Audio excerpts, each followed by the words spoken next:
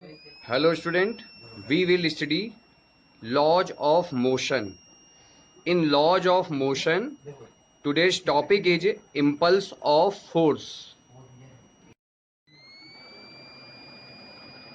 Hello student, I am Shivam Shukla. I am telling you impulse of force. Impulse of force. So what is impulse of a force? The product of force and time is called impulse of a force. The product of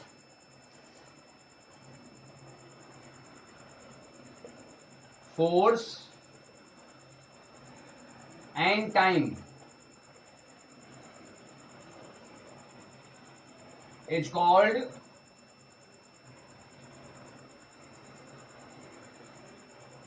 impulse of force.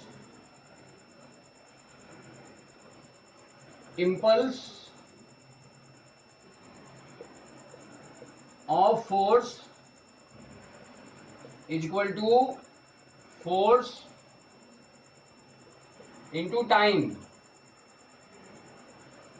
Impulse is denoted by I. Impulse of force is denoted by J. Force is denoted by F. And time is denoted by T. Now, impulse of force is a vector quantity. It is a vector quantity. And why it is vector quantity? Because it contains magnitude and direction both.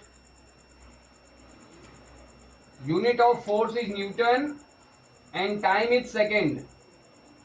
So we can say unit of impulse of a force J is Newton into meter. Newton into second. Or other unit is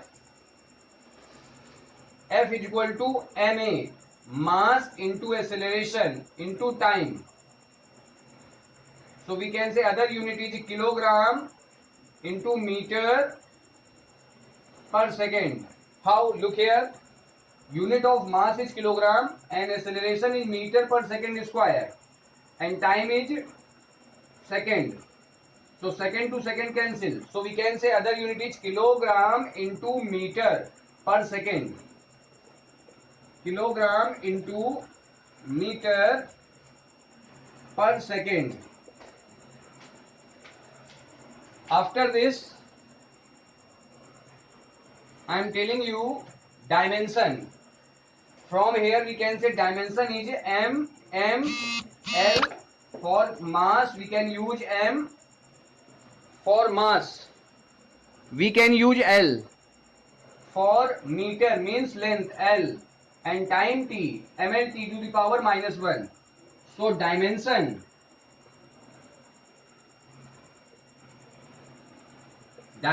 formula of impulse of a force is ml t to the power minus 1. Okay student, I am telling you once again all the points. Impulse of a force, product of force and time is called impulse of a force. It is denoted by J. J is equal to force is denoted by F. Time is denoted by T. So we can say J is equal to F into T. Impulse of force is a vector quantity. Its unit is a Newton into second or kilogram into meter per second. Dimension formula ml t to the power minus 1. After this student I am telling you, if force F is applied for a small time, if force F is applied for a small time, let small time is delta t. So impulse of force take delta J. taking integration of both sides with finite interval for time t1 to t2. So on taking integration of both sides, we get, or we can also say here very small interval of time dt, and here very small interval of time dj. Taking integration of both sides with finite time interval t1 to t2, we get integration 1, we can write here 1 also. Integration dj is equal to f, take constant and take av, average velocity of force. So we can take force av for average velocity. So look here, integration of dt.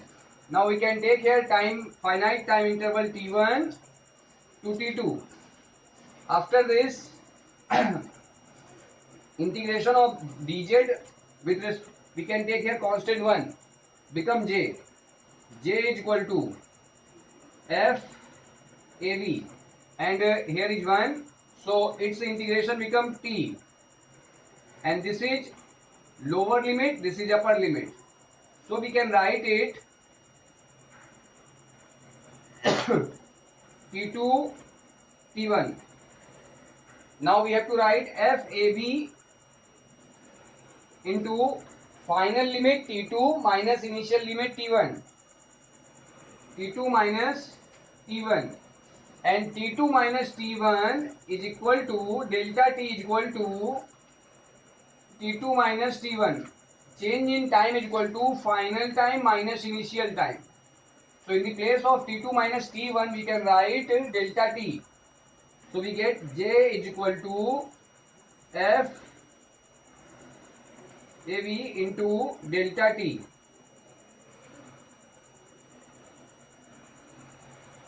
Okay students, prepare it.